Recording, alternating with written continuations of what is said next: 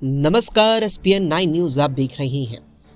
NDA गठबंधन के तहत बीजेपी ने बिहार में अपने सहयोगी दलों के साथ सीटों का बंटवारा कर लिया है। इस सीट बंटवारे के तहत बीजेपी बिहार के 17 लोकसभा सीटों पर चुनाव लड़ेगी, तो मुख्य सहयोगी दल के रूप में जेडीयू 16 सीट पर, उसके बाद चिराग पासवान की रामविलास लोजपा 5 सीटों पर, तो वहीं हिंदुस्तान आवाम मोर्चा 1 सीट पर और आरएलएम जो उपेंद्र कुशवाहा की पार्टी है वो भी 1 सीट पर चुनाव लड़ेगी। इस सीट बंटवारे में सबसे बड़ा झटका लगा है चिराग पासवान के चाचा और पूर्व केंद्रीय मंत्री रामविलास पासवान के भाई को और राष्ट्रीय लोजपा के प्रमुख पशुपति पारस को। दरअसल पशुपति पारस को लेकर चर्चा थी कि बीजेपी उन्हें 1 ही सीट देगी, लेकिन जब सीट की लिस्ट फाइनल होकर आई तो उसमें पारस के खाते में बीजेपी ने 1 भी सीट नहीं डाली, जिससे नाराज होकर पशुपति पारस ने अगले ही दिन केंद्रीय मंत्री के पद से इस्तीफा दे दिया। इसके बाद अब लगभग उनका तय माना जा रहा है कि वो इंडिया गठबंधन का हिस्सा बन जाएंगे और आरजेडी के साथ चुनाव लड़ेंगे। वहीं संभावना ये भी दर्शाई जा रही है कि पशुपति पारस इंडिया गठबंधन का हिस्सा बनकर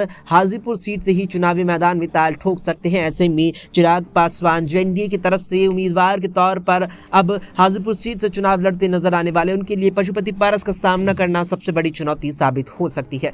वहीं इस बीच ही बिहार में एनडीए सरकार में मंत्रिमंडल का विस्तार हुआ, जहां जेडीयू के भागलपुर से विधायक गोपाल मंडल को लेकर अब चर्चाएं तेज हो गई है। दरअसल गोपाल मंडल लगातार अपने बयानों को लेकर सुर्खियों में रहते हैं और हाल में ही गोपाल मंडल का एक बयान सामने आया था जिसमें वो साफ तौर पर कड़े शब्दों में दबाव बनाते नीतीश कुमार की जेडीयू पर नजर आए थे कि इससे उन्हें मंत्रिमंडल में शामिल कर लिया जाए। लेकिन मंत्रिमंडल की सूची फाइनल हुई तो उसमें 12 बीजेपी के विधायक और 9 जेडीयू के विधायकों को शामिल किया गया, जिसमें गोपाल मंडल का जिक्र तक नहीं था। ऐसे में माना जा रहा है कि गोपाल मंडल ने जिस तरीके से हाल में बयान दिए हैं उनके आधार पर यह लग रहा है कि गोपाल मंडल जेडीयू के खिलाफ कोई बड़ा कदम उठा सकते हैं और नीतीश कुमार को झटका दे सकते हैं। फिलहाल के लिए इस वीडियो में इतना ही। देश और दुनिया की तमाम खबरों के लिए आप देखते रहें एसपीएन 9 न्यूज।